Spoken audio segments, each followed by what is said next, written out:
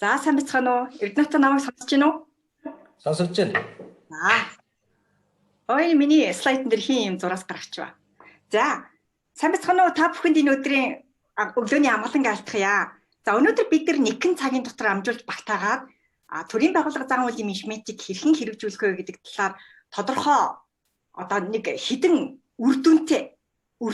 Гэхдээ хамгийн гол нь хэрэгжүүлж болох хүч нэг хідэн санааг өгөх зорилгоор одоо бид нар ирээд байна. За тэгээд эхлээд бид нар төрийн байгууллага зан үйлийн менежментийг хэрэгжүүлэх гол хідэн арга замаа мэдээд авна. За үүний дараа бид нар 10 минутын хугацаанд 5 багт хуваагдаад өгсөн кейсийн дагуу одоо энэ зан үйлийн менежмент болон бусад арга зүйг ашиглаж тэр кейсийг хэрхэн шийдэж болох вэ гэдгийг бие биентэйгээ ярилцсан. За тэгээд би товчхон дүгнэлт их байдлаар өнөөдрийн хичээл бол ийм агуулгаар явагдах юм байна. Тэгэхээр нэлээд давчуу, шахуу, гэхдээ сайн төвлөрч хагаад яг байгууллагын нөхцөлд зан үйл тэр ёс зүйн төлөвийг хэрэгжүүлэхийн тулд юг анхаарах вэ гэсэн мэдлэгийг та хэд маань ерөнхийдөө аваараа гэдгийг би хэлэхээр байна. За энэ чи эхлээд ёс зүйн менежмент гэдэг зүйл байдаг. За тэгэхээр манай оролцогчдоос ёс зүйн менежмент гэж юу вэ гэдгийг товчхон эхлээд тайлбарлаад өгчвөл их сайн байна. Ёс зүйн менежмент. За мөн түүчлэн ёс зүйн менежментийн хідэн тодорхой хандлагууд байдаг. Энэ хандлага нь хэд байдığım болоо, 1 байдığım болоо, 2 байдığım болоо, 3 байдığım болоо гэдгийг та хэд өөртөө чатанд бичиж болно. За ингээд өөртөө ингээд бас хандлагынхаа тоог бичиж болох нь. За тэгэхээр эхлээд би ёс зүйн менежмент гэдэг юм эндээс ярья. Ёс зүйн менежмент. За ёс зүйн менежмент гэдэг маань юу гэсэн үг вэ гэхээр тухайн байгууллагад ёс зүйг төлөвшүүлэх чиглэлээр хэрэг одоо төлөв үйл ажиллагааг ёс зүйд төлөвийг бий болгох, байгууллагын соёлыг дээшлүүлэх чиглэлээр зохион байгуулж байгаа үйл ажиллагааг төлөвлөх.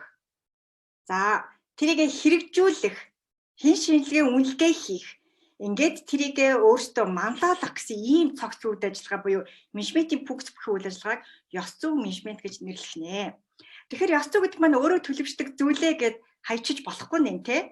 Одоо бид нар энийг яах нь вэ гэхээр энэ маань юу яах юм бэ наа? Тодорхой бас нэг удирдах бид нар өөртөө чиглүүлж ээж энэ төрийн албан хаагчтай ёс зүйтэй байх нэ гэсэн ийм зүйлийн талаар ярих нэ. За тэгэхээр ёс зүйн менежментийн ерөнхийдөө хоёр хандлага байна. Хоёр хандлагатай. Хандлага гэдэг маань одоо онл арга зүйч гэж нэрлэж болно. Нөгөө талаараа ямар арга барилыг одоо баримталж бид нар байгууллагадаа одоо ёс зүйг төлөвшүүлэх вэ гэсэн энэ хандлагыг бидэрт өгж байгаамаа. За тэгэхээр эндээс харъя. За тэгэхээр ёс зүйн менежментийн хоёр хандлага байд юм байна. Хоёр хандлага. Эндээсээ бид нар нөгөө нэг зан үйлд суурилсан ёс зүйн менежмент гэдэг ойлголт гарч ирэх гээд байгаа. За нэгдүгээр хандлага бол нийцлэн гэж байгаа. Дүрм журм хуулийг ашиглана. Хатуу одоо дүрм журмаар шахна. Яг энэ дөрвөлжин дотор л төрийн албаагчд ажиллана шүү. За эндээс гараа явуул та нар нөгөө хууль дүрм журмаа зөрчиж байна. Хим хэмжээгээ зөрчиж байна гэсэн энэ арга барил буюу дүрм журм хуулийг ашиглаж төрийн албан хаагчдын ёс зүйн хим хэмжээг баримтлуулах энэ үйл ажиллагааг бид нар ёс зүйн менежментийн нийцлэн гэж нэрлэж байгаа. Дүрм журм хуулийг ашиглана. За нөгөөх нь болохоор шудраг усны хандлага гэж нэрлэнэ. Шудраг усны хандлага. За энэ маань юу ороод ирэв? Дундуур нь юм орж ирээд байна те. За миний бити өмүүлээд шэрийг маань таслуулаарай. За тэгэхээр бид нар одоо энэ чи ёс зүйн менежментийн хоёр хандлага гэдэг юм аа. Нийцлийн нөгөөх нь шудраг усны. За тэгэхээр шудраг усны гэхээр зан үйлийг хязгаарлана. Одоо зөвлөгөө өгнө. Сургалт зохион байгуулах энэ үйл ажиллагааг хийж байгаа. Тэгэхээр нийслэлийн гэдгийг бид нар нэлээд хатуу арга барил гэж нэрлэнэ. Шудраг усны гэхээ зөөлөн арга барил гэх нэ. Тэгэхээр улс орнууд бол хөгжлийн түвшингээс хамаарат энэ арга барилыг янз янзаар одоо хэрэгжилж байна. Хөгжлийн түвшин дээгүүр улс орнуудын хувьд бол нийслэлийн энэ арга барилыг ерөнхийдөө хэрэгжилж байдаг.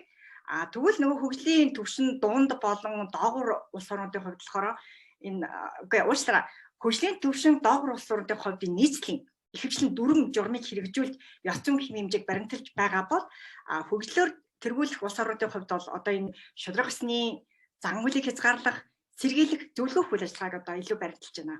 За бүгд найрамдах хятад ард улс бас нийслэлийн энэ дүрм журмын аргыг бол нэлийн энэ ёс зүйн менежментийн хандлагыг хэрэглэдэг байсан.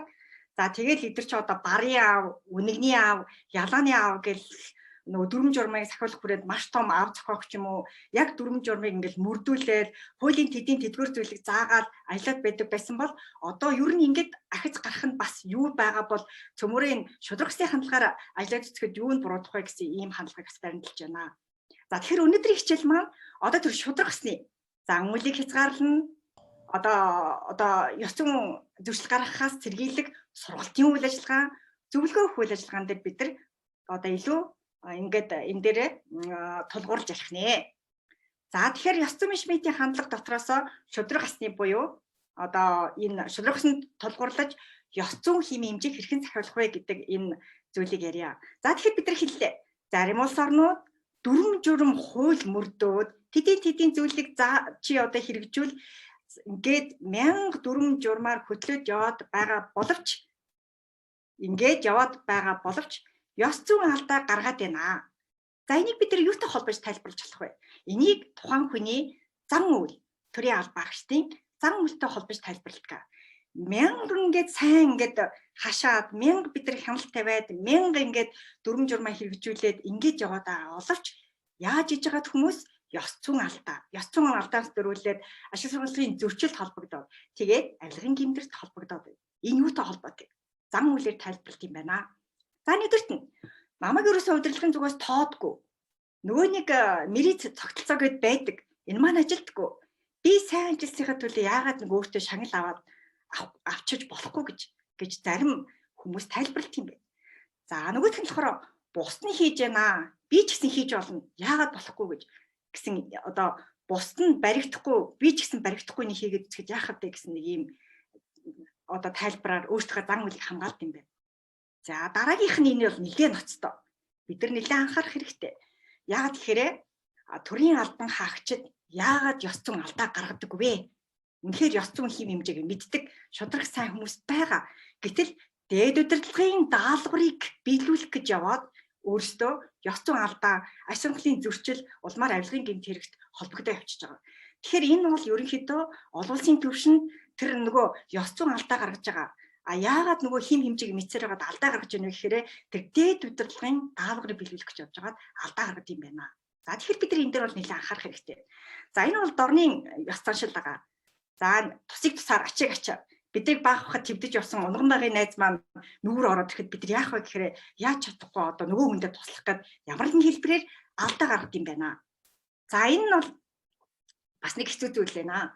Худлаа хилээд хуурч мэхлээд яваад байхад ерөөсөө энэ баригдахгүй. Ийм учраас эн чинь одоо энэ бол байх ёстой юм байна, болох ёстой юм байна. Би ч гэсэн ингэж яадгийн гэсэн нэг ийм зүйл одоо ажилтан албаагчдын дунд болдог. Энэ маань эргээд нөгөө 1000 дүрм журмаар мэдээд байгаа мөртлөө яаж иж байгаад одоо энэ ёс зүйн алдаа гаргацдаг. За хамгийн сүүлийн тайлбар ер нь хүн далд тухамсраараа өөртөө давуу байдал олохыг ингэж хичээдэг. За тийм хувьцаалын тохироо бүртгэхийг хүлээгээд идэм байна л да.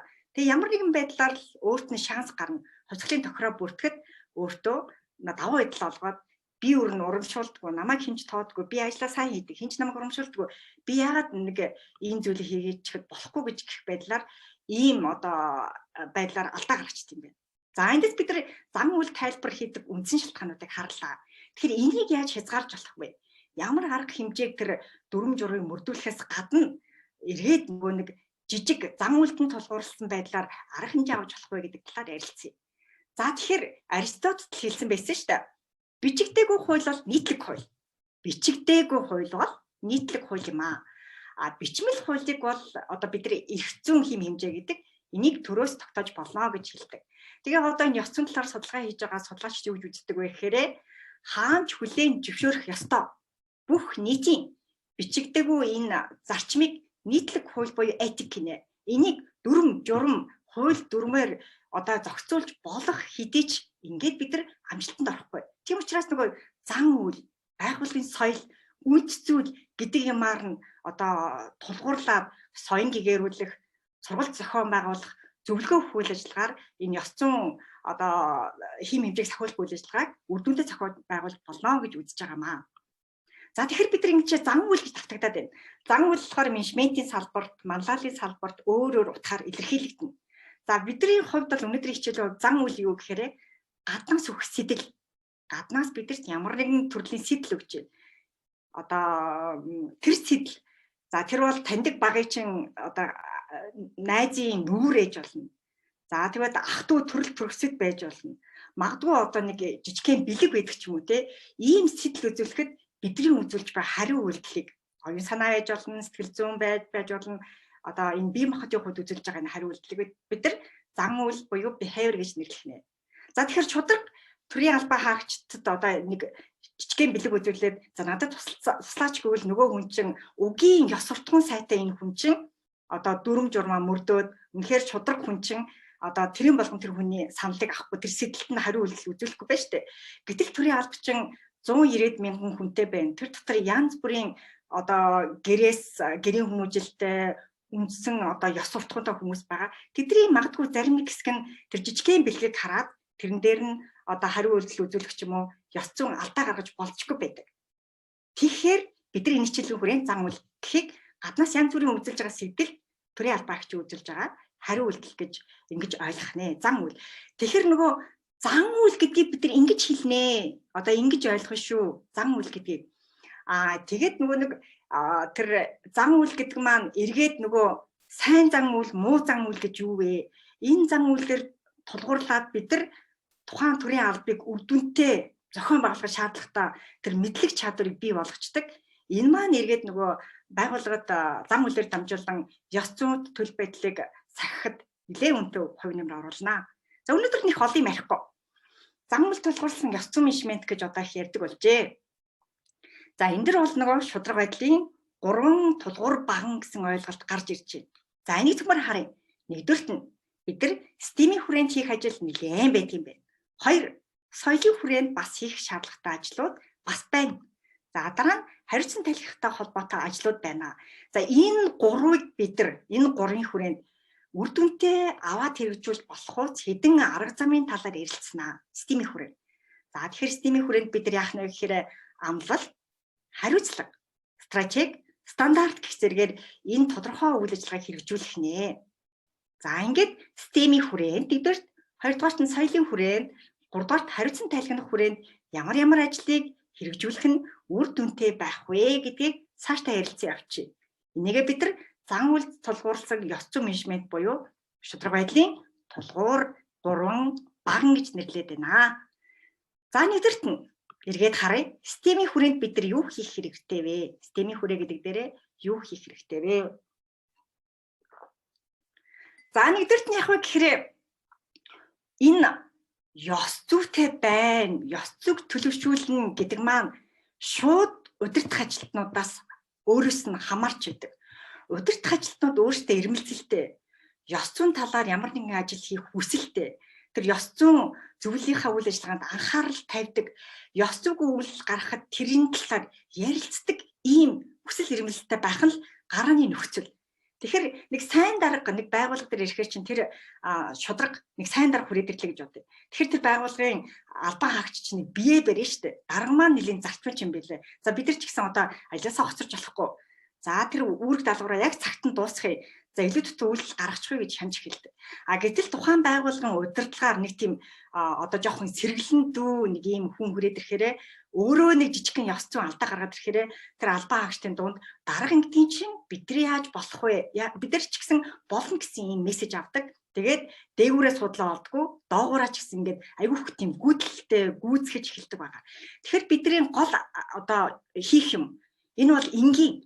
Гэхдээ энэ ёс зүйд төлөвийг одоо ёс зүйн уур амьсгалыг төлөвшүүлэх, байгууллагын соёлыг хэрэгжүүлэх үйл ажиллагаанд хамгийн чухал энэ зүйл бол удирдах ажилтнууд өөрсдөө одоо амлалт авдаг, өөрсдөө эрд зоригтой улс төрийн одоо өөрсдөө ирмэлцэлтэй байх хэрэгтэй. Энэ бол нөгөө улс төрийн албан хаагчид бидний одоо энэ зохион байгуулж байгаа ямар нэгэн сургалтанд оролцдоггүй нэг талаар, хоёрдугаарт одоо ямар нэгэн байдлаар одоо нэг ийм өгцөө авцаатаа гаднаас орж ирдэг тэр нөгөө стимуляц сэтэл өмөл ихтэй болохоор төрөл бүрийн бас нэг ёс зүйн үйл гарах гэдэг байдал ажигладаг. За тэгэхээр өрхийн хүүхдүүд аавыгаа харж хүмүүждэг штэ. Аав нь ямар байна? Зан ёс суртахуун сайтай бол хүүхдүүд ёс суртахуун сайтай хүүхдүүд болж төлөвшин. Яг энэ шиг байгууллагын удирдлага өөрөө хүсэлтэй эрмэлзэлтэй ёс зүйтэй өөрөө ёс зүйг эрхэмлдэг шударга хүн байвал тухайн төрийн албанд ажиллаж байгаа төрийн албаагчид маань өөртөө бас ёс зүйг нэлээ эрхэмлдэг юм хүмүүс болох нэ. За нэгдүгээрт нь удирдлага өөрөө эргэлзэлтэй, удирдлага өөрөө нөгөө ёс зүйн чиглэлээр төлөвлөсөн үйл ажиллагааг өөрөө төлөвлөдөг, жижигхэн ч гэсэн төсөв гаргаад өгдөг. Төсөвгүй бол яаж энэ ёс зүйн зөвлөлд ажиллах юм? Яаж энэ хүмүүсийг одоо ингэж өнөөдрийнх шиг жижигхэн сургууль зохион байгуулах юм? Яаж тэр зөвлөгөө авах үйл ажиллагааг зохион байгуулах юм? Тэгэхээр нэгдүгээр олж авах мессеж бол удирдлага ажиллагчид өөрсдөө эргэлзэлтэй байх хэрэгтэй. Энэ бол дарааны нөхцөл. Гэхдээ маш чухал ийм хүчин зүйл болд юм байна. За хоёр, хариуцлагаа бид нар хуваалцах нь гэмт юм хуваалцах болдог. Хариуцлагаа хуваалцах нь гэмт юм хуваалцах болдог. Тэгэхээр хин ямар хариуцлага хүлээх вэ? Энийг маш тодорхой болгох хэрэгтэй. Хин ямар хариуцлага хүлээх вэ? Тодорхой болгоно. Олон хүн дунд тэр хариуцлагыг өргүүлэх нь эргээд дотроо алдаа гаргах нэг юм нөхцөл үүсдэг.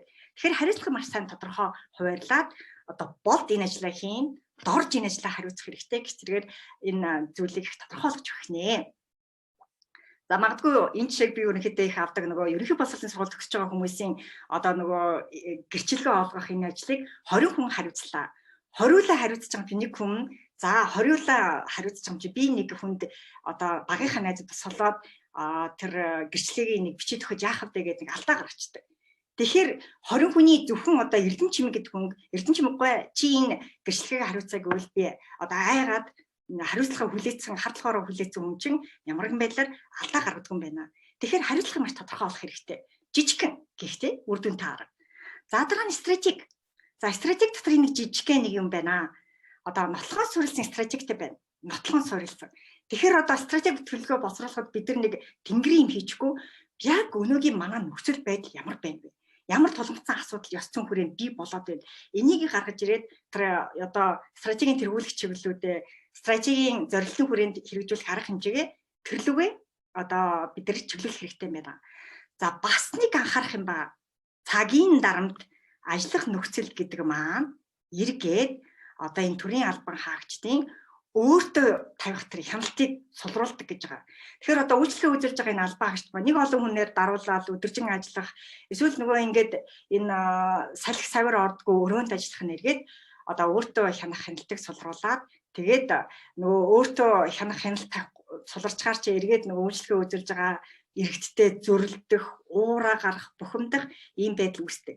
Тэгэхээр бид нар энэ дээр юу анхаарах вэ гэхээр наацхан ажиллах орчин бүрдүүлнэ. Хорон дуусчаад одоо тэр IT-ийн асуудал харуулсан хүмүүс маань тэр доор нь хорийг авчраад өгдөг ч юм уу нэг жижигхэн юм цай уух нэг тийм ус уучих нэг юм уу жижигхэн булан тохиолох ч юм уу нэг ийм орчмын сайжруулах ажлыг хийх нь эргээд нөгөө төрийн албан хаагч маань өөртөө тавих хяналтыг бас сайжруулахад ач холбогдолтой байдгийн байна.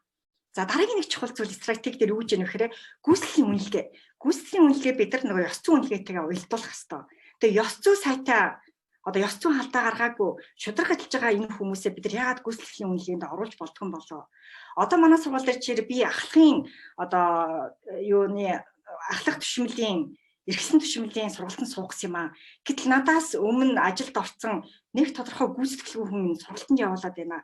Нөгөө мэрийд тогтолцоо маань хаачва гүйцэтгэлээр яагаад үнэлэхгүй байна вэ гэж одоо энэ төрийн албан хаагчд бас хэлж байгаа тохиолдол байна. Тэгэхээр энэ гүйцэтгэлийн үнэлгээ дотор нь шударга ажиллаж байгаа, ёс зүйд эдэлж байгаа энэ нэг жижиг үнэлгээг одоо ёс зүйн зөрчил алдаа гаргаагүй байдлыг аваад үцхэд үг нь болно штэ. Энэ маань эргээд нөгөө жижигхэн гэхдээ үр дүнтэй арга. За дараа нь стандартын хүрээ. За стандартын хүрээнд яах вэ? Ёс зүйн хэмжээ тодорхой цөөн үгээр илэрхийлэгдсэн байна. За 7 элементээс илүүгүй ёс зүйн хэмжээтэй байна. За тэгээ манайх шиг нөө 37 7 ийм ёс зүйн элементтэй. Гэхдээ 37 жижиг хэсэг тасарсан одоо ингээд дэлгэрүүлээд өгсөн байгаа нь эргээд нөгөө төрийн албан хаагчд маань, ялангуяа залуучууд маань эргээд ямар хэмжээ байгаа юм бэ? Алийг нь би сахих ёстой бэ гэдэг дээр ерөөсөө анхаарал нь төвлөрч өгдөггүй гэж байгаа.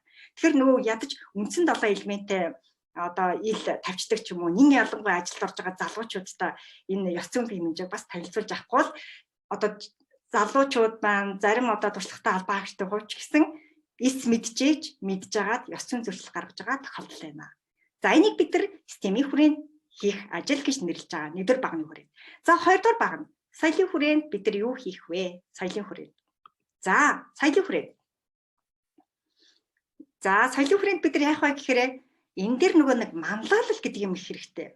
Удирдах албан тушаалт маань өөрөө ёс зүйг дэдлэхээс гадна нөгөө ёс зүйг төлөвлөгчийн сургалт зөвлөгөө өгөх үйл ажиллагааг өөрөөсөө бас манлайлаж явна. За өнөөдөр бол одоо энэ төрийн албаны зөвлөлд санаачлаг гаргаад манлайлаад энэ сургалтыг зохион байгуулж байгаа нь бол энэ манлайлалын бас нэг хэлбэр байгаа. За дараа нь одоо нөгөө нэг чадхуйн зарчимд үндэслэн энэний шүүлтүүрэн сайн байх хэрэгтэй. Яагаад гэвэл түрүүн хэлжсэн чинь би сургалтанд аврагдчих чадахгүй байна. Тэгэхээр ажил давах, томилох, дэвшүүлэх энэ сургалт хөгжлийн асуудал гэж чинь энгийн юм шиг мөртлөө үгүй юм байна. Төрийн албан агчдын хувьд бас нэг чухал зүйл. Энэ шүүлтүүр маань сайн, энэ маань шударга ажиллаад эхлэхээрээ эргээд нөгөө тэр ёс зүйг дэдэлсэн ийм соёл бүрдүүлэхэд чухал ажил багтал байдгийн байх шүү. Дарга нараа энийг нэг хараа. За чадхыг бичлэх гэж байна. За энэ чадхыг бичлэх үйл ажиллагаа ингээд начиг лекц өгөөд байхаас илүү одоо энэ ёс зүйн хоёрдуул байдлаар одоо үзүүлсэн ийм кейс ажиллуулах. Эсвэл нөө эрсдэл бүлгийнхэн гэж нэрлэдэг байгаа. Энэ болохоор юу хэн байна вэ гэхээр нөгөө нэг худлаах ажиллагаа, төсвийн зарцуулалттай холбоотой тусгай зөвшөөрөл гаргаж байгаа энэ хүмүүсийг бид нар эрсдэл бүлгийн албаа агч гэж нэрлэдэг байгаа. Эдгэрт нөгөө зөвлөгөө өгөх, соён гэгэрүүлэх ийм үйл ажиллагаа бас зохион байгуулах нь илүү үр дүнтэй гэж үздэг. За нээлттэй байдлыг дэдлэх, шударга байдлыг дэдэлсэн энэ соёлыг бий болгох нь бол маш чухал үр дүнтэй арга юм аа. Шүүлүүлэгчийг дэмжих, байгууллага дотор зоригтой дуурчих энэ залуучуудаа энэ төрийн албан хаагчдаа болохгүй зүйлтэй үл эвлэрч байгаа хүмүүсээ дэмжих, тэрийг нухчин дарах биш. Нухчин дарна гэдгийг одоо бид нар нөгөө нийтийн үйлдлийн урих гэж нэрлэдэг. Одоо байгууллагад нэг аятайхан залуу ороод ирэхэд шударга хүн орж ирээд юм хэлэхэд бид нар тал талаас нь барьж аваад нөгөө хүсэл зориг мохоочдөг. Энэ байдлаасаа сэргийлэх хэрэгтэй. За одоо дараагийн мессеж бол нийгмийг бүхэлд нь хамруулахгүй болохгүй нэ. Төрийн албанд ороод ирэхэд бид нар шударга сайн болох гэж хичээгээд одоо хэцүү боллоо. За алгал тэмцэх газрын судалгаанаас харахад сурагчид анги дэвших тусмаа. За тэгээд нөгөө октоодтай харьцуулахад хүүгүүд илүү шударга бус олж байна. Тэгээд бид нар тэтгэврт гарахад яах нь вэ гэхээр нөгөө төрийн албанд чинь бас л шударга бус одоо сөрөг ёс суртахуунтай хүмүүс ажиллаж эхлэх нь шүү дээ. За тэгээд нөгөө 6 дугаар ангийн хүүхэд ангийн дараа болох гээд 1000 төгрөг тарааж ийн гэж байна. Энэ бол бас нийтлэг ажиглаад байна. Тэгэхээр одоо нийгмийн бүхэлд нь хамруулсан соён гэгэрүүлэх үйл ажиллагааг зохион байгуулах нэ. За хариуцсан тайлгнах. За энийг бид нар ажиллаад дасгал ажил руугаа кейс рүүгээ орё. За хариуцсан тайлгнахтай бид нар эрсдлийн менежмент, хяналт, одоо бэхжүүлэх, оролцоо гэсэн ажлыг зохион байгуулах хэрэгтэй байна. За эрсдлийн менежмент гэхээр байгууллага болгонд одоо ёс зүйн олдоо гаргах, аж сангалын зөрчил үүсэх нөхцөл байдал байдаг. Тэгэхээр энийг нөгөө тодорхой аргачлал байдаг байхгүй юу? Тэгээд тэр тодорхой аргачлалыг ашиглаад нөхцөл байдлаа үнэлнэ, эрсдлийн магадлал үр дагаврыг тооцно, эрэмблэн. Тэгээд нэг жилд чинь бид нар бүх одоо эрсдлээ буруулж чадахгүй. Тэгэхээр нэг юм уу хоёр үйл ажиллагааг сонгож аваад гүйцэтгэхийн төлөвлөгөөндөө суурилах байдлаар одоо эрсдлийн менежментийг хэрэгжүүлж болох нэ. За дотоод болон хөндлөнгийн хяналт. За энэ дээр бол нөгөө манай дотоод хяналт шинжилгээ үнэлгээ хийдэг энэ нэгжүүд ээж болж байна. За тэрнээс гадна юу яаж байгаа энэ нэгжүүд маань тэр алдаа гарсан хойно биш яг ямар алдаа гарах гэдэг юм бэ ёс зүйтэй холбоотой, аж сангалын зөрчилтэй холбоотой арилгын гэмт хэрэгтэй. Энэ дээр нь бас хяналт тавьж ажиллах хэрэгтэй байна. За бэхжүүлэх энэ нөгөө ёс суртахууны алдаа гарвал тэр хүндээ ямар ч юм бид нар мэдж байгаа шүү. Ерөнхийдөө хяналт байгаа шүү гэдгийг одоо мэдээлэх зорилгоор энэ нөгөө ёс зүйн зөвлөл маань мессеж илгээчдэг ч юм уу те. За тэгээ 3 талыг сонгоод ялангуяа нөгөө энэ байгууллагын түвшинд ёс зүйн зөвлөл гээд нэг хүн сонсгоос илүү 3 дахь тэг танихгүй хүн ирээд зөвлөгөө өгөхөд бол нэлийн юм сонсц юм байна л та. Энэ зүйл дээр анхаарах хэрэгтэй. За хамгийн сүүлийн энэ дээр авах гол үйл ажиллагаа болохоор оролцоо. Энэ одоо төрийн байгууллагын үйл ажиллагааг одоо ёс зүйтэй байна уу? Үнэхээр иргэдийн итгэх нэмэгдэж гэнэ үү гэдгийг мэдхийн тулд төрийн байгууллага за мөн түнчлэн иргэд эдрийнхаа санал хүсэлтийг одоо хүлээж авахд татгалзахгүй байх, тэдэртэйгээ хамтарч ажиллах одоо төрийн албан агчдын хариуцсан тайлгнах байдлыг нэмэгдүүлэх гэсэн үйл ажиллагаар явуулж болох нэ. За энийг бид нөгөө ёс зүйд суурилсан юу гэдэг байгаа зан үйл суурилсан менежментийн арга хэрэгсэл гэж нэрлэдэг байгаа. Үндсэн 3 ийм зүйл байна. Жижигхэн бидний мэддэг гэхдээ хэрэгжүүлвэл нэлийн үр дүнтэй байхаар ийм аргууд байна. За одоо бид нар кейс ажиллана. Урьдчилан 5 кейс өгсөн байгаа. Одоо 5 багт хуваагдаад 10 минут тэр кейсийг шийдээд 10 минут яг цагаа тавьчих. Тэгээд орж ирээд кейсийг яаж шийдвэрлэж болох вэ гэдэг дээр хамгийн ихтэй одоо 3 минутанд багтааж тайлбар хэлнэ. Тэгэхээр нэг нь тайлбарлах нь байна тий. За тэгэхээр энэ бол харилцан суралцахны арга зүй байгаа. Тухайн кейсийг хараад ийм арга замаар нэр энийг шийдэх болох юм биш үү гэсэн мессежийг бүгдээр аваад агараа. За оюунасаа одоо мөндө авах бай. 5 бүлэгт аваач.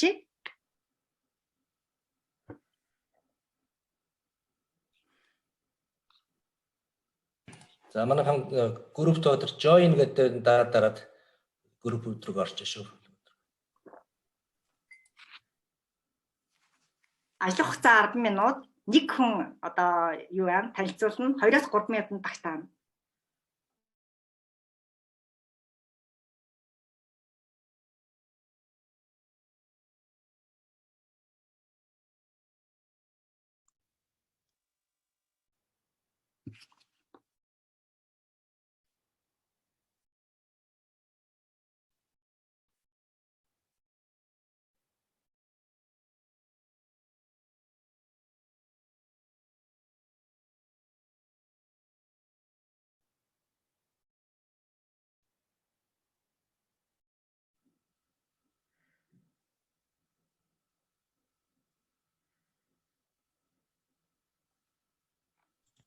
Байна уу?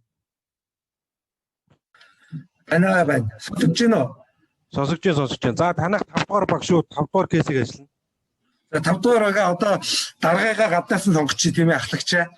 Тазын дотроос гаднаас сонгоё. Сангийн яам, соёлын яам, технологийн ерөнхий газар дархан бол Баян Улгийн эдгээр газар нэгийг нь сонгочих гала. Хууль дотоод хэрэг яав. Асаас байгаа хүмүүсээс ахлагчаа сонгочих. Тийм байж байна. Тийм. За. Наслаа шууд дарга болсон юм уу тий? Гүү. Дэмчиг дараач. За танах 5 дугаар кейс танах даргаагаа гаднаас тавья гэж санал гаргаж ийн л да. Гаднаас холоос зочдоос. За бүгдээ энэ ингээд манай завхных байна, наран отхон байна. Манай нэгдүгээр бүрүүл дээр мөн биш үү те? Мөнгөчөө байж гэн мөн үү? Мөнгөчөө байна. За. нэхгүй бол. Байгаач болгооч байгаа. За. За уул уурхай ямныхан байна манай. За ингээд манай нэгдүгээр бүрүүлгийнхаа нэгдүгээр кейсэн дээрээ л ажиллана бид нар.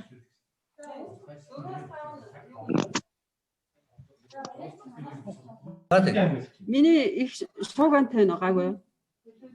Гадны энэ 4-5 аргыг сонгоно гэж тийм. Нэгт нь бол байгууллагын соёлтой холбоотой сургалт зохион байгуулсан зүгээр ах гэж бодож байна.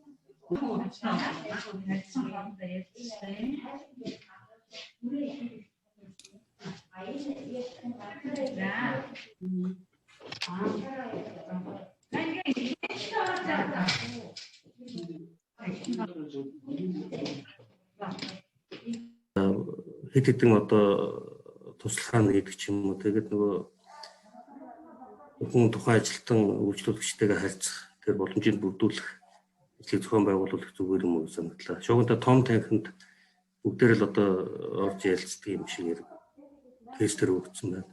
Тэгээд миний хувьд бол тийм саналтай. За баярлалаа. За боргил юу гэж бодож байна? Үндэсний статистикийн орооны боргил. Сайн байцгаана уу. Шинээр ажил эхлүүлсэн тэгээд эсэргүүц нэгдүгээр асуултыг хүрээд дээрх нөхцөлд ястсан ямар асуудал үүсвэ гэд тэгж юм те. Сонсогдож байна уу? За энэ яг ямар чиглэлээр нь ярих юм бол ямар ч байсан харилцааны хувьд те даргын ашиг сонирхлын үүднээс шийдвэрийг биелүүлсэнийг дарга өөрөө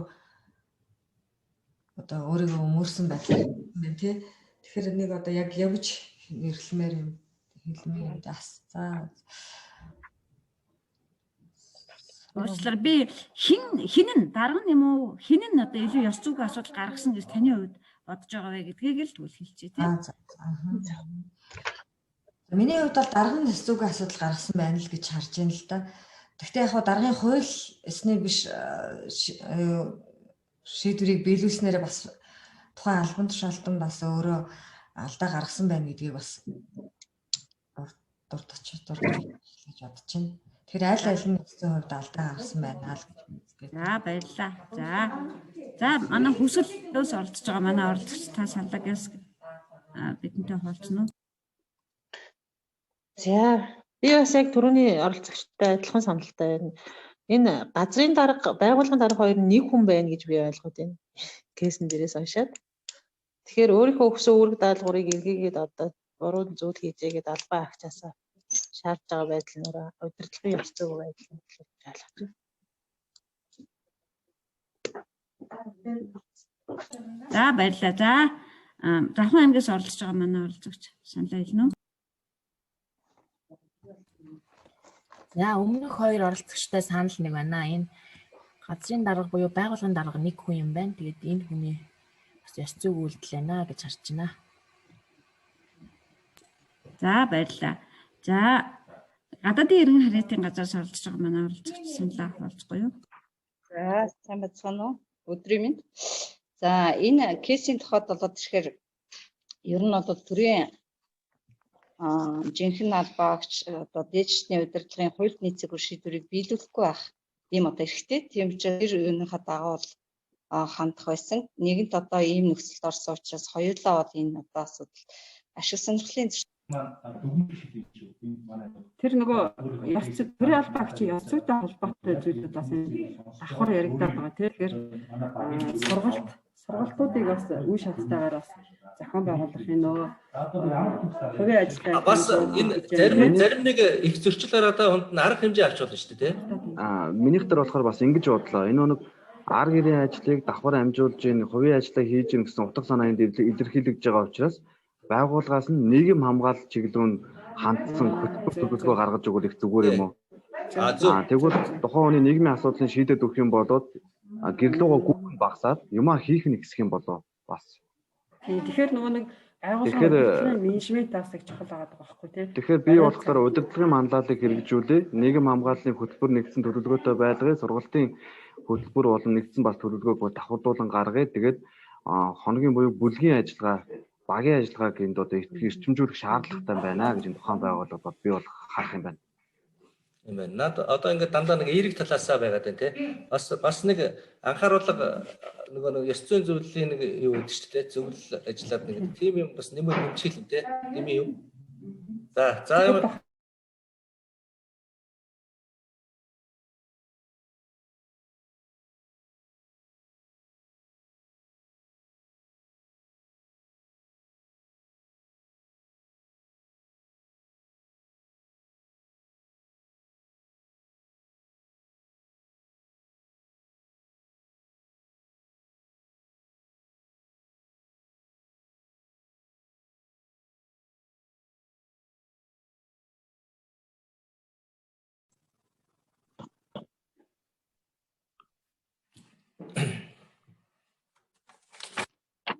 Бүгдээ бэлэн болчоо. Эрдэнэта дууссан уу? Яцаа ороод ирсэн манай. За тэгвэл ороод ирсэн бол одоо цөмөрөө юугаа яана. Эхний багаасаа эхлээд өөрийн чинь KCB-ийн юун дээр тавьчих. Дэлгэсэн дээр шеэрлчих. За ингээд кейсээ нэг нь товчхон танилцуулаад нөгөө нэг ярих гэж байгаа хүмүүс маань тий. За тэгээд яаж шийдэж болох вэ гэдэг талаар ярилцсан авчи. За нэгдүгээр кейс. За энийг нэгдүгээр багаас хэн танилцуулах чинь нэрээ хэлчихээрэй. Нэгдүгээр кейс. Манай багаас хэн танилцуулах вэ? Хөвсгөлөөс оролцож байгаа манай салбар зүйлийн төлөөлөгч танилцуулах уу?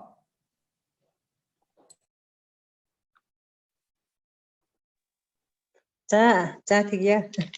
Нэр хэн билээ? Хөвсгөлийн салбар зүйлийн баярлалаа. Салбар зүйлийн нэрийн дарга их зэ байна. За таахын дэний дүргээ. За кейс уншчих багшаа. Тэгээ энэ слайдыг харж байгаа товчхон уншчих. За таны оролцсон төслийн талаар нэгэн таагүй арга хэмжээ авах үүргийг газрын дарга өгчээ. Та газрын даргын хэлснээр хийлээ. 1 сарын дараа байгууллагын дарга авсан арга хэмжээний талаар сонсоод ихэд бухимдан газрын даргатай уулзжээ. Газрын дарга таны авсан арга хэмжээг мэдэхгүй мөн таныг өөрийн санаачлагаар хийсэн гэж хэлвэ.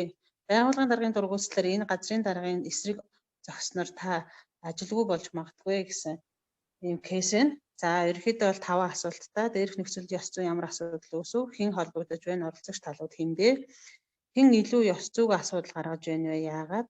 За асуудлын үр дагавар ямар байж болох вэ? За та дээрх албан агчийн оронд байсан бол ямар шийдвэр гаргах байсан бэ гэж хэлж байна. За тэгэхээр ерөнхийдөө бол кейсээс харахад бол бид нэр түрүү ярилцж байхдаа бол газрын дарга байгууллагын дарга хоёр нэг хүн байна гэж яриад байсан чинь энэ хоёр маань хоёр өөр хүн байна. За хамгийн их ёс зүйн үйлдэлийг гаргаж байгаа хүн бол газрын дарга байна. Өөрийнхөө өгсөн үүрэг чиглэлийг өгч ажилтнаараа гүйцэтгүүлчихэд эргээгээд би одоо энийг мэдэхгүй гэдэг асуудал ярьж байгаа нь бол бас хамгийн ёс зүйн үйлдэл гаргасан хүн нь бол газрын дарга байна гэж ойлгож байна. За албан агчийн хувьд бол тухайн газрын даргын үүрэг чиглэлийг өгч байгаа үүрэг чиглэлийг хууль ёсны байна уу, хууль ёсны биш вэ гэдгийг бол гэнсэлж үзэх шаардлагатай байсан. За тэгэхээр магадгүй энэ хууль бус үүрэг чиглэл өгөгдсөн байх юм бол тухайн албан агч бол гүйцэтгэхгүй байх. Энэ бол одоо хууль бус байна гэдгийг тухайн удирдах халдвар шалгалтанд мэдэгдэх үүрэгтэй байсан. Тэгэхээр энэ үүргээ бол хэрэгжүүлээгүй улмаас бол байгууллагын дарга бол одоо бас зохих ёсны хууль ёсны шаардлага тавьж хандсан болов уу гэж ойлгож байна. За хэрвээ та энэ албан агчийн оронд хаана яах байх гэсэн бэ гэсэн асуултанд том бол эхлээд надад өгж байгаа үүрэг даалгавар миний хэрэгжүүлэгчийн үүргийн ажил мөн үү? За би энийг хэрэгжүүлснээр ямар нэгэн одоо сөрөг үр дагаврыг бий болгох уу? За даргын өгөөд байгаа үүрэг чиглэл хууль ёсны байна гэдгийг нягтлж үзчихээд энийг гүйцэтгэх хэсгээр газрын даргатаа хэлнэ. За газрын дарга хүлээн зөвшөөрөгдөх тохиолдолд энэ нөхцөл байдлыг бол байгууллагын даргатаа мэдэгдэх ёстой байсан байна л гэж тайлбарлах байна да. За баярлалаа. За тэгэхээр ерөнхийдөө төрийн албанд ажиллаж байгаа албан хаагчдын хувьд за мөн тодорхой нэгжийн дарга нарын хувьд бас ингээд ажиллаа хийж явах явцад энэ ёс зүйн тим энийг эргэлзээтэй байдал гэж нэрлэдэг байгаа. Дилемма үүсдэг. Ингээд шийдэхээр нэг талдаа болчихно. Нөгөө талдаа бол ингээд хохирох гэдэг. За энэ кейсийн хувьд болохоор байгууллагын дарга дургуйцаад эсвэл одоо газрын даргын эсрэг зогсороо тааждаггүй болж магадгүй гэж хэлээд байна. Тэгэхээр та хэд маань кейсийг ярихдаа урьдчилал ерөнхийдөө энэ ч одоо үүссэн кейс шүү дээ. Үүссэн. Одоо ингээд хоёр энэ эргийн завсар нөгөө хөөрхий төслийн ажилтан маань нөгөө албан агч маань голын дунд зогсчод байна. Тэгээ нэг тал руу гүйхгээрээ байгууллагын даргын дургуйцаад нөгөө тал руу очихоор газрын дарга нь хүлээж авахгүй гэдэг. Тэгэхээр энэ тохиолдолд яах вэ гэдэг юм манай хөвсгөл юуныхан нэгдүгээр багийнхан хэлсэнгүү нэг урьдчилан зэрэглэх байдлаар нь хэлчлээ. Тэгэхээр энэ болж ийн нэгцээ. Болж ийн нэгцээ. За нэгдүгürt нь энэ бол ингэж шүү дээ. Ер нь мэдгдэх үүрэгтэй байсан тухайн төрийн албан агчт маань нөгөө төрийн албаны зарчмын хүрээнд бол ерөнхийдөө тий мөн түнчлэн төрийн албаны үндсүүлэлтэй холбоотой зүйл дээр болохоор ямар нэгэн одоо тухайн байгууллага болон нийгэм одоо үйл ажиллагаатай цөрөг үр дагавар бүхий нөхцөл байдал үүсгэх болвол ичнээн дарга зэрэгч байсан өөрийнхөө санал бодлыг нэмэрч хэлэх ёстой гэдэг ийм зүйлийн дагуу тэр мэдэгдэх үүрэгтэй байсан гэж яриад байна. За тэгэхээр байгууллага дээр нэг иймэрхүү кейсүүд ерөнхийдөө бий болдог. Тэгэхээр энэ кейсийг хүрээнд бид нар одоо шийдэхин тулд дараах зүйлийг ерөнхийдөө баримтлах хэрэгтэй байгаа.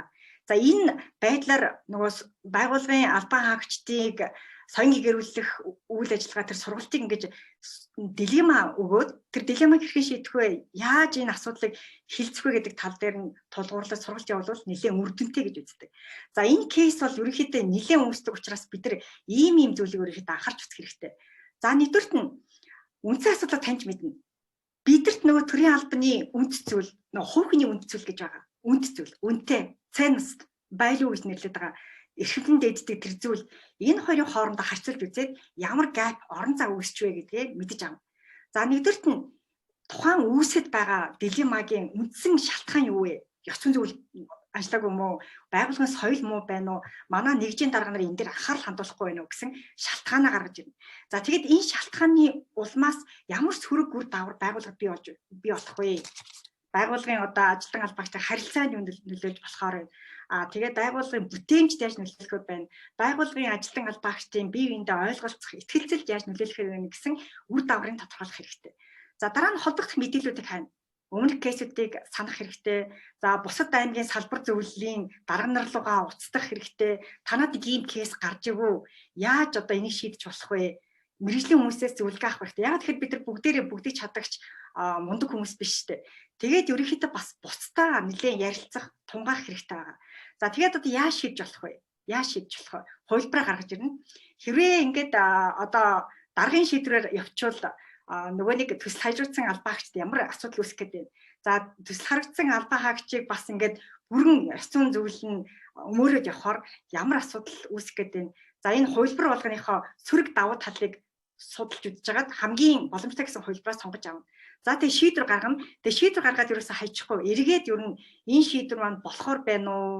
Хэрвээ би одоо 6 сарын дараа болон 8 сарын дараа ийм шийдвэр гаргахаар бол энийг арай өөрөөр хийх болов яах байсан бэ гэх зэрэгээр энийгээ эргэцүүлж дүгнэж явах нэ. Тэгэхээр нэдэр кейсийн хувьд бол инцгийн хэлдэгчлэн ерөнхийдөө тэр манай төрийн албаны үнд зүйл, хувь хүний үнд зүйлийн хоорондох энэ ерөнхий гарсан тэр gap зай гэдгээ мэдээд авчин. Тэгэл ерөнхийдөө энэ талаар шийдвэр гаргахаас өмнө л бид нар урьдчилан зэрэглэх үйл ажиллагаа явуулах юм байна шүү дээ. Өмнө явуулахын тулд одоо нөгөө би хэрвээ даргын тушаалыг дагвал ямар асуудал үүсэх гэдэг шалтгаан үр дагавраа тодорхойлох юм байна. За тэгээд нөгөө туршлагатай төрийн албаагчдаас зөвлөгөө авч явах юм байна. За би даргыг дагвал яах вэ? Өөрийнхөө зүтгэхүүл яах вэ гэд хувилбартаа шийдэж сонгож гаргаж үзэх юм байна. Тэгээ шийдвэр гаргана. За тэгээд шийдвэрийнхаа одоо үр дүнг цаашдаа бас эргэцүүлээд ийм байдлаар ерөнхийдөө энэ төрийн албаа хаагчдаа ёс зүйн дилемма үүссэн тохиолдолд ийм байдлаар ажиллах хэрэгтэй шүү гэдгийг бас бид нар нэг зөвлөд өгчөд бол илүүтэхгүй шүү. За одоо 2 дугаар кейс 2 дугаар багийг урьж байна. 2 дугаар багийг 2 дугаар баг. За сайн байцгаана уу? Би Батлан хамгаалах яамнаас хошууч үүрцэх гэж хүн байна. Төрийн албаны салбар зөвлөлийн нарийн бичгийн дарга байна. За 2 дугаар кейсийг харлаа. За 2 дугаар кейсийг бид нар багаараас бас тодтогхон ярилцлаа. За энэ дээр би хэрвээ ёс зүйн зөвлөлийн дарга байсан бол гэдэг өнцгөөсөө би дүгнэлтийг хэлье. За нэгт нь болоод та сая энэ байгуул за тийм нэгт нь болохоор байгууллагад энэ ар гэрийн амьдрал, хувийн ажилдаа, ахуйн амьдралдаа маш цаг зав зарцуулж байгаа ажилчид байна гэдгийг нотлсон байна. Тэгэхээр байгууллага нийгэм хамгааллын төлөвлөгөөг боловсруулах хэрэгтэй. За тухайн албаагчийн нийгэм хамгааллыг сайжруулж, ахуйн амьдралыг нь бид нар харгалзан үзэж, тухайн албаагчийн ажиллах нөхцөлийг нь бид нар бүрдүүлсэний үндсэн дээр тухайн хүн маань ажилдаа хандах хандламж, гар бүтээмж нь илүү сайжрах хэрэгтэй гэдэг байгаа. Тэгэхээр заавал байгууллагын нийгэм хамгааллын төлөвлөгөө гэж гарах хэрэгтэй. Төлөвлөгөөний дагуу тодорхой ажлууд хийгдэж, тухайн хүний нийгэм хамгааллыг бид сайжруулах хэрэгтэй гэдэг байгаа. За хоёрт нь болохоор бид нар энэ дээр би харлаа. Хоёрт нь болохоор би ёс зүйн хорооны дарга байгаа учраас байгууллагадаа би заавал сургалтыг зохион байгуулах хэрэгтэй. Ер нь ёс зүйн сургалт гэж юу юм? Байгууллагын төрийн албаагчийн ёс зүй гэж юу юм? За тэгэхээр би сургалтыг зохион байгуулах хэрэгтэй. Сургалтыг нэг удаа зохион байгуулахгүй, сургалтын нэгдсэн хөтөлбөр гарган, хөтөлбөрийг нэг жилийн хугацаанд би зохион байгуулах хэрэгтэй гэж би өөрийгөө ойлгож байна. За эцэст нь юу гэхээр энд хамт олныг нэгтгэх хэрэгтэй. Хамт олныг нэгтгэхийн тулд удирдлагын манлал гэдэг зүйлийг би заавал хэрэгжүүлэх хэрэгтэй болно. Би өөрийгөө ёс зүйн зөвлөлийн дарга гэдэг өнцгөөс харж байгаа учраас удирдлагын манлалыг хэрэгжүүлэх хэрэгтэй. За эцэст нь хэлэх юм бол байгууллагыг багаар ажиллах чадамжийг өндөржүүлэх хэрэгтэй. За манай салбарын онцлогоос их юм бол бид нар хоногийн сургууль гэж зохион байгуулдаг. За нэг хоногийн 24 цагийн хугацаанд хээр хаягдаад олон аавын хүүгүүд байхлаар маш хувь хүний мөн чанарууд олноороо гарч ирдэг байгаа. Тэрийг яаж хэрхэн давах вэ? За тэгээд нөгөө нэг бодож исэн бат нь шал өөр хүн байх чинь өнцгүүдийг бид нар олж хардаг байгаа. Тэгэхээр заавал багаар ажиллах.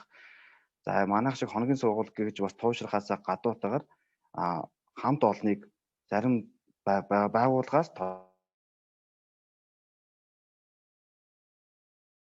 За өөр цайхан микрофон алгуулчлаа. За ерөнхийдөө мэдээлэл авчлаа, цагч болж байна өөр цайхан. За тиймэрхүү би зөвхөн өөрийнхөө кейсийг гаргалаа. Тэгээ манай багийнхантайгаа танилцуулаа, хамтдаа ярилцлаа. Манай баг бол нэг ийм дөрвөн санаа бол гаргаж байгаа шүү гэдгээ би хэлчихсэн юм аа. За баярлалаа. За үр цайх хушуучаар ахлуулсан багийнхан болохоор яаж ийнэ гэхээр нэгдүгээрт нь аялах нөхцөл нийгмийн баталгааг хангах хөтөлбөрөөр хэрэгжүүлнэ. Хоёрдугаарт нь сургалт зохион байгуулнаа. Гуравдугаарт нь удирдлагын манлайлалыг сайжруулъя. Дөрөвдүгээрт нь багаар ажиллах ур чадварыг сайжруулъя гэж байна. За болж байна. Үр цайхаа баярлалаа. За энэ дээр нэмээд бид нар юу хийх боломжтой вэ? За энэ нөгөө ёс зүйн зөвлөлтөд нэг тийм заавал нөгөө одоо ажиллаж байгаа албаа хаагчид орохоос гадна нөгөө өмнө юу яжсэн тэр ингэдэм байна л да. Жишээлбэл нөгөө говь сүмбрийн ёс зүйн зөвлөлт олон жил эрүүл мэндийн байгууллагад ажилласан. Гэхдээ айгүй шудраг энэ эрүүл мэндийн үйлчлэгийг нэг аятайхан өөрчлөлт чимсэн гэсэн нэг тийм эмчийг оруулчих. Тэгэхээр нөгөө хүн чинь нөгөө бусад эмч солигч нарыг бодвол харьцангуй чөлөө завтаа тийм хүн байгаа. Тэгээд нөгөө хүн чинь нөгөө илүү нөгөө ёс зүйн зөвлөлт гаргасан хойно яа бий гэж гүөхээс илүү соёнгийн гэрүүл үйл ажиллагааг өөрөө зохион байгуулад яамнаас хүн аваачаад эсвэл 3 дахь төлөөлөл аваачаад нөгөө говь сүмбэр аймаг дээр ёс зүйн зөвлөлийн үйл ажиллагааг нэлээд хүрхэн докторлуулсан байгаа байхгүй юу. Тэгэхээр би нөгөө Сүнжид багшийн боловсруулж байгаа юм дээр энэ ёс зүйн зөвлөл гэдэг дээрээ тэтгүүртэй гарсан тэр шудраг чөлөө цаг ихтэй нийгмийн сайн санаа төлөө өөрийнхөө ханжиг өгөхөд юм бэлэн байгаа энэ хүмүүсийг яагаад оруулж болохгүй юм бэ?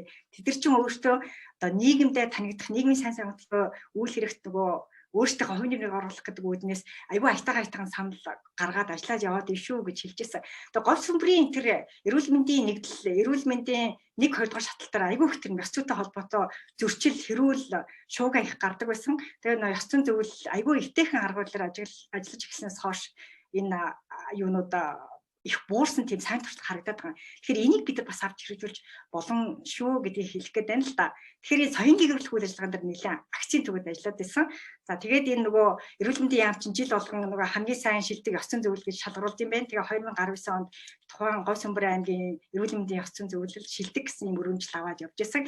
Энэний гол авж байгаа юм айгүй авштай хөөрхөн тийм сайн туршлага байсан.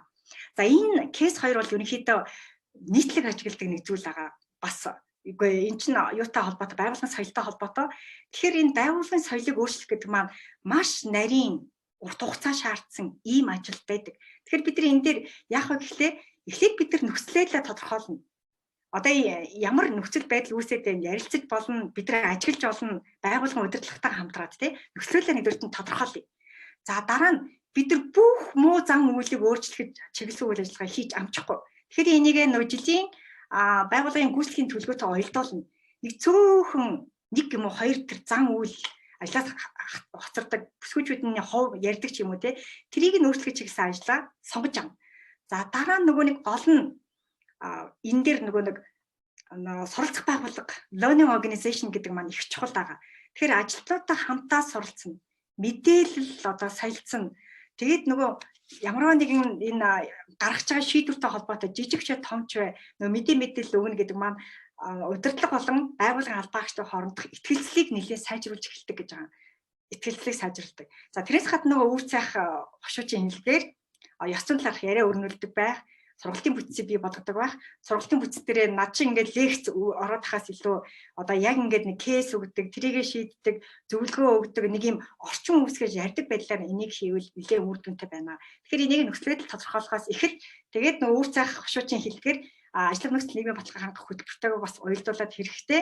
Яахаргүй зөв нэгдүгürt нь нэгжийн удирдлага дарга нар маань бас энийг санаачлаад жижигээж гэсэн төсөв тавиад өгдөг. Энийг хариуцсан хүний нөөцийг гаргаад өгдөг. Цаг хугацаа нөөц гаргаад өгнө гэдэг маань энэ байгууллагын соёлыг одоо өөрчлөх энэ зүйлд бол нэлийн ач холбогдолтой шийдлүүд байгаа шүү гэдгийг хэлье. За баярлалаа 2 дахь багийнхан. За одоо 3 дахь багийг урьж байна. 3. За энэ кейсний чинь гарцтай. 3 дахь багаас Төв аймагаас салбар зөвлөлийн нарийн дарга мөхрөл байна. Бүгдээрэнд нэг өдрийн мэнд хүргэе. За мөхрөл. 3 дугаар кейсийнхээ санааг товчхон уншаад өгөх юм. За танай байгууллага дөнгөж сургууль төгссөн нэг шинэ залуу ажилд орсон. За ажилд орсныхоо дараагаар бол ер нь тухайн байгууллагад ажилдаа цагтаа ирдэггүй, үүрэг даалгаварт хойрог ханддаг. За томилтын мөнгийг ерөнхийдөө хэтрүүлж авдаг ийм сөрөг талууд байна гэдэг асуудлыг нөгөө залуу маань байгууллага хамт олонныхоо хурал дээр хэлдэг байсан. Тэг ингэж хэлснээс нь хойш байгууллагын хуралтай дээр албан агч нар бол нөгөө залуу жоохон гадуурх маягтай таагүй хандаж эхэлсэн. За залуу 2 жилийн ажлын туршлагатай болоод ирснийхаа дараа яг энэ нөхцөл байдалтайгаа өөрөө эргээд эвлэрчихсэн, дутагдлын хажуугаар дуугаа өнгөрөөж явдаг ийм байдалд хүрчихсэн. За тэгээ үүнийг өөрчлөхийн тулд ямар арга хэмжээ авах нь зөв бэ?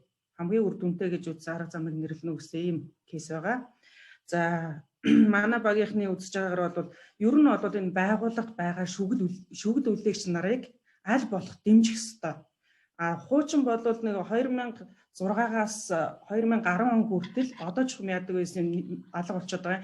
Байгууллагатаа нөгөө хамт олонны дотоодын зөвлөгөө гэж юм хийгээд тэрэн дээрээ болж байгаа болохгүй байгаа асуудлуудаа нэлээд сайн ярьж ойлголцдог байсан. Тийм жишг болол Одоо сүүлийн үед бол тийм дотоодын зөвлөгөөн гэдэг асуудал маань нэлээд орхигдож байна. Тэгэхээр энэ шүгэл үлээгч нараа сонсдог тодорхой хугацааны давтамжтай тийм зөвлөгөөн ойлголцох хурал гэдэг юм уу тийм юмнуудыг нэлээд хийх хэрэгтэй. За дээрэс нь ингээд дам болохгүй байх, тийм байх гэж шүүмжлээд байгаа энэ хүмүүсээр өөрсдөр нь энэ асуудлыг шийдэх ямар гарц гаргалгаа байж болох вэ гэдэг энэ саналыг нь бас авч ивэл зүгээр.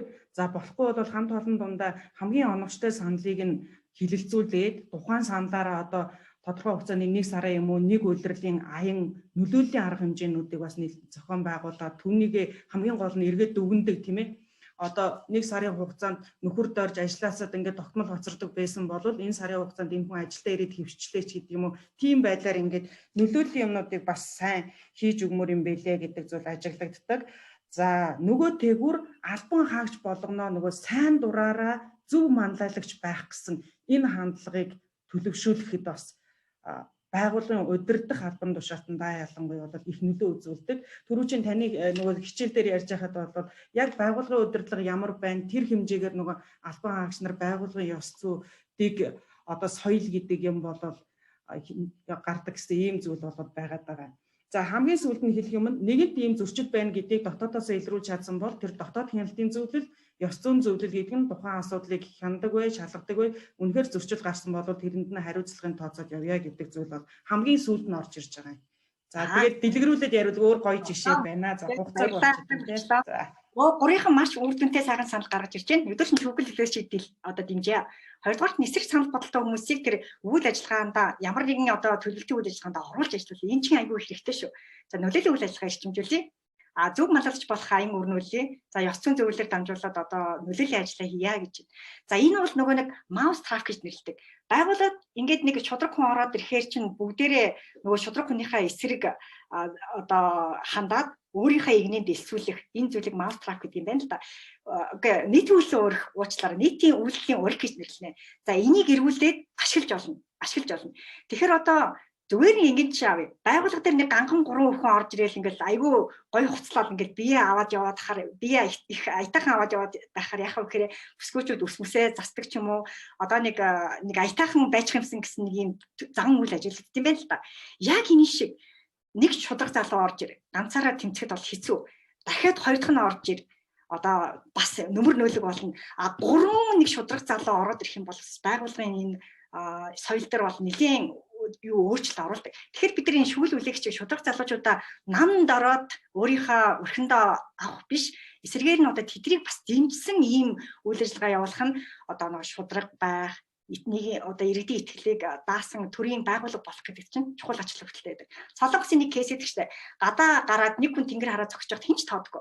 Хоёр хүн тэнгэр хараа зогсож байгаа хүмүүс яасан бол гэд гайхдаг. 3 хүн дээшээ тэнгэр хараа зогсчоор тэнд байгаа бүх хүмүүс юу болов гэж хардаг гэж байгаа. Тэр шиг өөрсдөг хийя гэвэл шудраг нэг залуу 2 3 залуу ороод ирэг. Тэгээ энэ 3 залуу чинь бас аажмаар энэ байгууллагын соёлд чинь шудраг дуурна. Шүгэл үлээн болохгүй байна гэсэн санал бодлоо илэрхийлнэ. Гол нь удирдлага маань нэгжийн дарга нар маань тэр хүнээ нам зохиод авахгүй бас нэг сонсдог ийм соёлыг бүрдүүлэх нь зүйтэй юм аа. За баярлалаа. За дөрөвдөр кейсийг өрье. Кейс 4. За би манайда тавьчих. Хин илтгэхөө. Дөрөвдөр кейс. За Ховд аймгийн төрийн албаны зөвлөлийнхэн юм байна гинэ. Ховд аймгийн төрийн албаны зөвлөлийнхэн. Нэг биш үү гарам. За кейс танилцуулъя.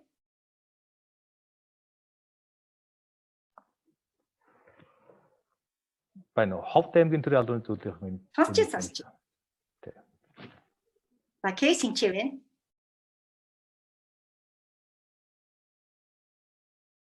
За цагийн удаага учраас би кейсийн товчхон танилцуулчих та шийдлийг харуулчаарай тий. За төрийн зөвлөлтийн газар 30 гаруй албан хаагчдаа. За тэр албан хаагчд маань наан туслах ажилтан суусан өрөөний цаан сууж агаад тэгээд нөгөө хүмүүс уулзъя гэсэн цаг товолдог. Тэгэхээр өрөөндөө хүмүүсээ уулзуулдаггүй, хүлээж авдаггүй. Нэг том тал юу дээр танхимд гараад бүх төрлийн албан хаагчд гарч ирээд өөрчлөлтөө ярилцаад ингэ дүнгэлдэж тийм байл та. Тэгээ шин дарга ирээд энийг өөрчлөе гэсэн чинь эсэргүүцлээ тулгарлаа. Одоо яах вэ? Үр дүнтэй гэж үтсэн 3-4 арга замыг санал болгоно. За Ховд аймгийн төлөөл арга замаа танилцуулъя. 4-р багийнхаа цаг яваад байна. За Ховд аймгийнх байхгүй бол биш гармаа өөр юу сонгоод гişүнээрээ яриулж болно шүү дээ. Ага. Тавчхан үр дүнтэй гэсэн 3 арга замыг л дэвшүүлж байна. Энд дээр бид нар яах вэ одоо? Гадаад харилцааны яамны халуун байна уу?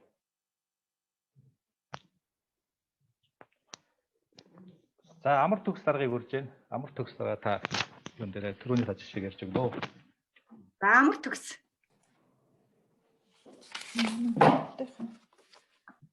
За манай багийнхан ерөнхийдөө ярилцаад бас энэ нэн тэргуунд энэ яг ямар одоо эсэргүүцэлтэй тулгарч байгаа вэ? Энэ эсэргүүцэл юунаас болж одоо гарч байна вэ гэдгийг тодорхойлох чухал гэж одоо ярилцсан байгаа. Тэгээд энэнийхээ дагуу тэр одоо эсэргүүцэл гараад байгаа учир шалтгааныг зөв тодорхойлоод хамгийн гол нь албан агчдынхаа оролцоотойгоор тодорхойлоод тэгээд цаашдаа ер нь тэгвэл энэ шинээр нэвтрүүлэх байгаа үйл ажиллагаагаа тэднэрт ойлгуулах, мэдүүлэх, хамтарч одоо шин шийдлээ одоо ойлголцож хийх мөн санал болгож байгаа шийдэл маань бас яг оновчтой зөв байна уугүй юу гэдэг дээр бас эргэж ярилцах ийм одоо арга хэмжээнүүдийг авах зүйтэй юм болов. Энэ бол хамгийн түрүүнд нээлттэй байдлыг бий болгоод бие биендээ итгэлцэх, тэгээд мэдээж удирдлагын зүгээс манлайллахаа үйл ажиллагааг оролцуулах, харуулах, ингээд асуудлаа шийдвэрлэх юм боломж гаргалгаа байна гэж ингэж харж байгаа. За тэгэхээр аман төгсийн багийнхан болохоор ерөнхийдөө 3 санал дэвшүүлээ. 1 шалтгаан үр дагаврыг тодорхойлно. 2-дугаарт нь мэдээлэл нь ойлголцсон, 3-дугаарт нь фидбек буюу үр дүнгээ тооцох байх шаардлагатай гэдэг чинь. За яалтчгүй энэ тухайд бид нар ярина.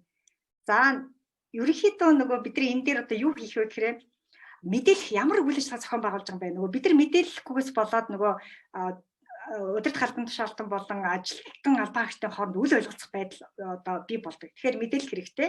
За тэрнээс гадна нөгөө өөрсдийг нь бид нар бас энэ байгууллагын соёлыг өөрчлөх үйл ажиллагаанд байгууллагын ажилтан албан агчдад татж оролцуулах хэрэгтэй. За бүр чадахгүй ойлгохгүй байгаа нэг энэ чиглүүлэн коучинг хийн, фацилитийн хийх, чиглүүлэх дэмжих үйл ажиллагааг удирдах нь илүү зүйтэй байдаг. За түрүүний бас манай багийнхан хэлээдсэн тэр сөрөг хандлагатай байгаа албан агчдаа өөрсдийнхөө тэр төлөвлөлтийн баг үйл ажиллагааг хэрэгжүүлэх багтаа оруулж ажиллуулна. За нөгөө өөрчлөлт илүү сайн хийж байгаа хүмүүсээ урамшуулна, сөрөг зан үйлийг одоо буруутгах. Энэ бол маш үр дүнтэй бас арга байгаа. За тэгээд өөрчлөлт бүр гарч чадахгүй бол энэ чинь эцсийн арга шүү дээ. Энэ Котрийн 6 алхамт загвар гэж байгаа. Энэ дээр болохоор эцсийн арга нь одоо тушаал ахиулахгүй байх, тушаал бууруулах ч юм уу ийм аргуудыг бол эцсийн шатанд нь бүр эсэргүүцээд байгаа хүмүүс төр бол авч хэрэгжүүлж болно. Энийг бол Котрийн 6 алхамт загвар гэж нэрлэдэг. Бас жижигхэн үр дүнтэй ийм арга байна. За хамгийн сүүлийн багаа урьж байна. Хамгийн сүүлийн баг. За хэн тэнцүүлэх вэ? За сайн байна уу? Дахиуул аймаг лав жаргал. Бүр зөвлөлийн нарийн дарга. Хин гинэ? Лав жаргал. Лав жаргал. За орилоо лав жаргал. За эхлэе. За кейси ерөн тавьчиханд нь танилцуулъя. За тухайн байгууллагын нэлээд нэр хүндтэй нэг албан агч. За тэрээр удирдлагаас өгсөн үүрэг даалгавар болон өөрийнхөө чиг үүрэгт хамааралтай тайлан дээр маш удаа ажилласан. За сүүлийн 2-7 хоногт нь тухайн албан агчаас бүтээмж ерөөсөө гараагүй. За үйл барма ажилласаа хожимдох хийдгүй ажилдаа сэтгэл ханамжгүй байгаагаа илэрхийлэх болсон. Тэгэхээр түүний зам байдал бусад албан агчдад бас нөлөөлж эхэлсэн. За тухайн албан агч ажилдаа ороод 2 жил болсон. За бусдын дунд нэлээд нэр хүндтэй нэгэн байжээ. За та ямар шийдэл гаргах вэ? Хамгийн үр дүнтэй гэж авчирсан арга замуудаа санал болгоно. За 5 дугаар багийнхан багаараа ярилцаад энэ тохиолдолд за тухайн албан агчтай хамааралтай нөхцөл байдлын шинжилгээг хийн. За үүн дотор нөгөө чиг үүрэг тухайн одоо албан агч яг тэр тайланг гаргах ёстой байсан уу? Тэ чи өөрийнх нь чиг үүрэгт байсан уу? Яагаад тэр нөгөө тайлангаа хугацаанд нь хийгээгүй юм бэ?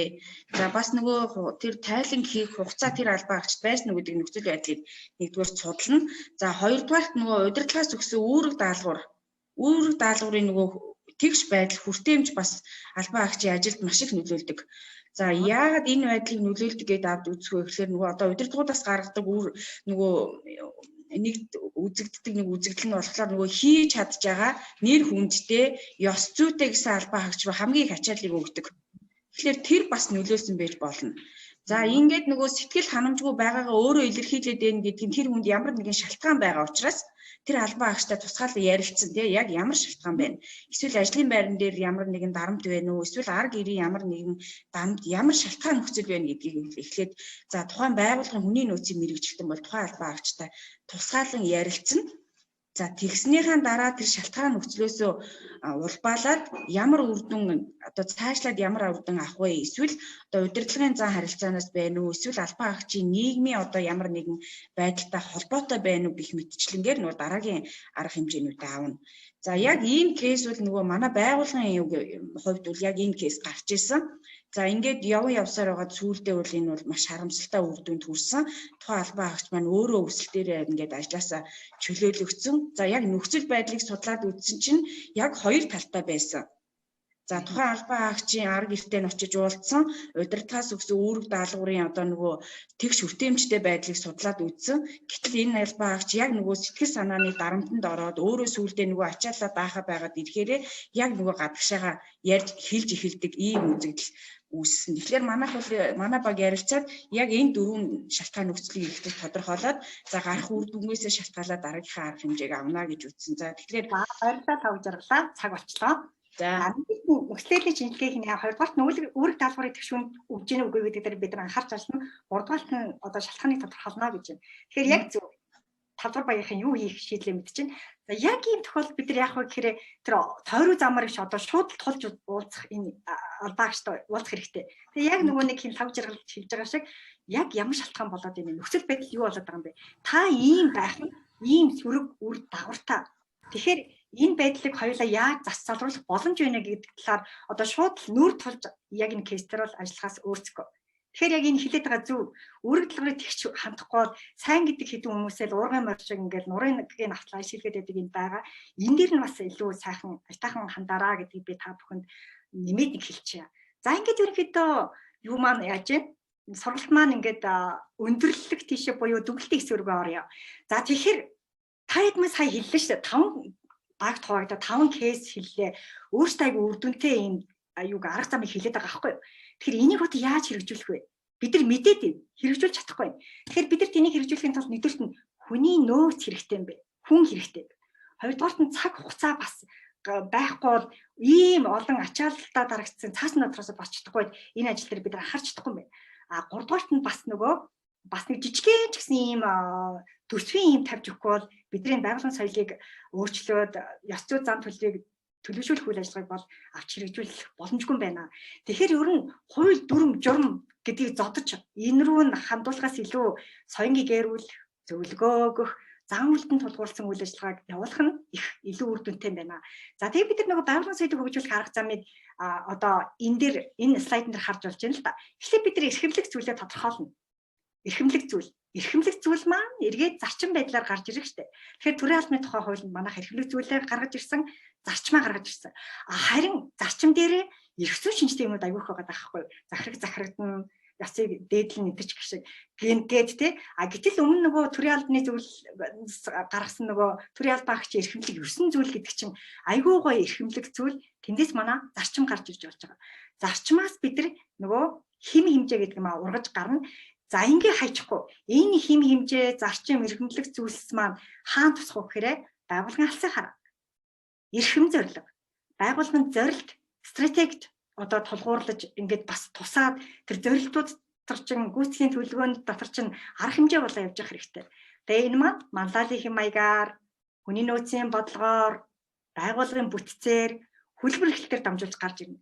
Тэгээ энэ соёл маань дараа нь яаж илэрх вэ гэхээр нүдэнд харагдах зүйлс одоо нөгөө санал ширээ одоо хүмүүсийн хоорондоо харилцаж байгаа харилцаа тэгээ бас хандлага зан үйлээр эрхэмлэн дээдэх зүйлсээр илэрх юм шүү. Тэгэхээр энийг бид нар нөгөө байгууллагын соёлыг эргээд тэр эрхэмлэх зүйл, зарчим, хим хэмжээ гэдэг нь ийм баримтчгүүдтэй ийм үйл ажиллагаатайгаа одоо уйжээж нүдэнд харагдах одоо хандлага зан үйл эрхэмлэн дээдэх зүйлтэй холбоотой өөрчлөлт гарах нэ. Цаг хугацаа нэлээд гардаг юм байна. Тэгэхээр энэ дээр бас нөгөө би тэгэхэд бас нэг жижиг анхаарах хэрэгтэй юм бол зан үйлийн дэм үг гэж байгаа. Тэгээд та хэд өөртөө бас номын сангуудаар харсан байх. Inside the Nudge Unit гэдгийг монгол хэл дээр бол орчуулад гаргацсан байгаа. Энэтэй холбоотой подкастыг академийн багш нар энэ нээлж хийсэн. Тэгэхээр нөгөө зан үйл дэм үг, хүний зан үйл тулгуурлаад жижигхэн аргуудыг хэрэглээд бас нөгөө хүсээгүй байгаа зүйлийг өөрөө ирэхгүй хийдэг болгох энэ зүйл. Одоо тэр хэвтэ цагдаа чинь зан үйлдийг нааж дэм өгж байгаа нэг хэлбэр гэж байна шүү дээ тий. Хурдаас харуул хүмүүс ингэ чинь тоодгүй. Тэгэхээр өөрөө ирэхгүй хавтаа цагдаа байрлуулаад төхөр нөгөө хүмүүс маань зан үйлдээ хязгаарлах жишээтэй гэж үздэг. За энэ нөгөө зан үйлийн дэм үг бол баг бүртгэгдөө жижиг үйл ажиллагаа юм аа. Бидний өмнө хэлээд байгаа зүйл үчнэ. Бид нар харилцаа хэллэгээ өөрчлөх хэрэгтэй болжээ. За бүр нэг ингэ жишээ татъя. Манай хүүхэд A, B, C аваад ороод ирлээ. Тэгэхээр ээж нар яах вэ? Ганц C-ийг хараад өө чи яасан тааруул суралцж байна. Би чиний төлөө юу хийж байгаа бэлээ гэдэг. Тэгэхээр эсрэгээр нөгөө хүнийхээ авиасыг чадварыг нөгөө хүүхдийнхаа за чи өстө мундаг байна. A, B авсан байна. Одоо энэ C-г бол өөрчлөхөж хэвээр юухан байх вэ ч гэдэг юм уу те. Appreciative одоо цаашаа тэр хүнийхээ одоо эрэг талыг харах байдлаар бас харилцаа хэллэгээ өөрчлөх хэрэгтэй болжээ. За тэгээд өгдөл бүхий орчныг бүрдүүлэн трансформасын зөрчлөхүүгээ илэрхийлэх хүснэгтийг бүгд нь автоматар илэрхийлдэг. Нөгөө ажилд орж байгаа залуучуудаа ёс зүйн хим хэмжээ, ёс зүйн дүрмийнхаа үндсэн толон заалтыг илгээждэг байх. Ямар нэгэн ёс зүйн алдаа гаргачвал нөгөө ёс зүйн зөвлөөсөө илүү нөгөө дотоод хяналт шалгалтаа хариуцж байгаа нэгж маань нэг мессеж илгээждэг юм уу те бид нар харж байгаа бид нар бас хяналт тавьж байгаа гэдэг энэ зүйлээр нь бас анхаарах зэрэг жижигхэн юм байдлаар л зан үйл дэм өгөх боломжтой байх нэ. За тэгэхээр та хэд маань өөртөө арга замаа бол маш сайн мэдчихээн. Одоо харин тэрийг практик дээр, ажил дээр, амьдрал дээр үйл ажиллагаа болгоход л та бүхний одоо сэтгэлийн чин зориг мэдэх нэ шүү дээ тий. За миний хувьд ингээд хичээл маань дуслаа. Та бүхэн хичээлтэй холбоотой бас аятайхан бүр хилчмээр тийм санал байвал одоо хэлж олно. Бүр яалтчгүй ингээд ийм нэг аятайхан арга байдаг шүү дээ багшаа бидний ингүүл бас болж шүү гэсэн ийм гоё мессеж санал байвал хуваалцаж болох нэ. Хэрвээ тийм юм одоо байхгүй бол хаалт хийнэ үү гэж дараагаа орох уу? За ингээ бидэнд сонирхолтой сэдвээр хэрэгцээтэй сургалт явуулсан удирдлагын академийн багш доктор Эрдэнэчин багштай баярлалаа. Ингээд энэ сургалтыг хааж өгнө юмын төрийн албаны зөвлөлийн дарга Баатар Царайтай нэг урьж байна.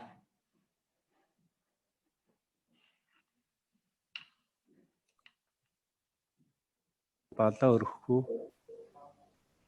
За бүгдээрээ сайн байцгаана уу? Сонсогдож ивэл гараа өрөхгүй, балаа өрөхгүй хэдүүлээ. За харъя да. За баярлалаа. Өнөөдөр 4 дахь өдрөө Пүрэв гараг 7 хоног бүхний 4 дахь өдрийн Пүрэв гарагийн 10 цагаас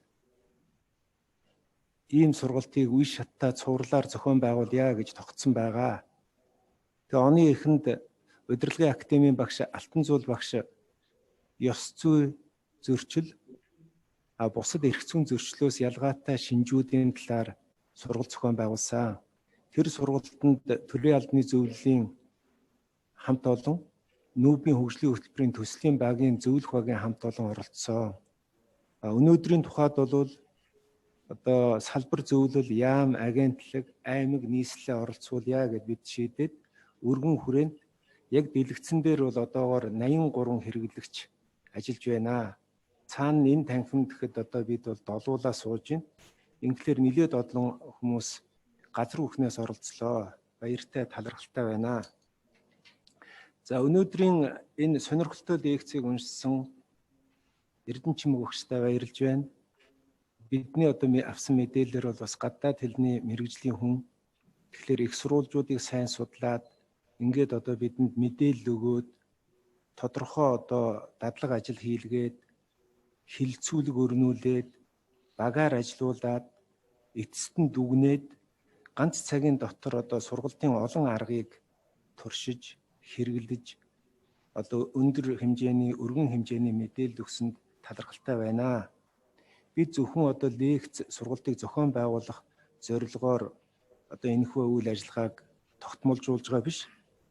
Ажлынхаа чанарт өөрчлөлт гаргах зорилгыг тавьж байгаа.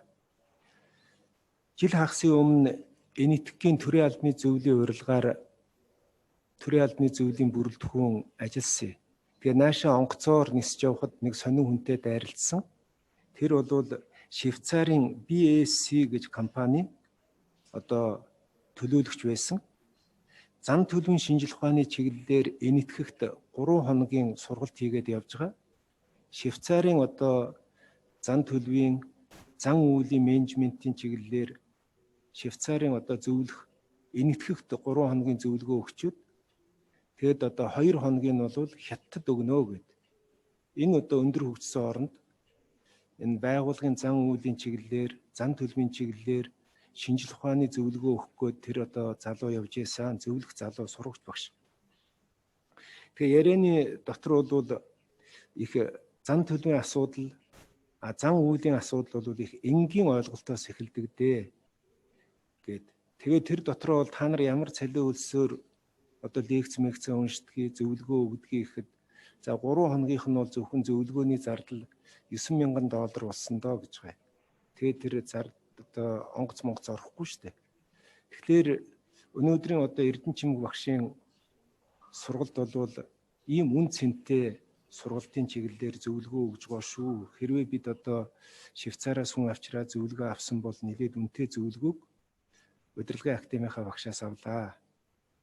Тэгээд тэр залуу биднээс бол насаар залуу хүн. Тэгээд behavior self гэд хэлээд байгаа юм.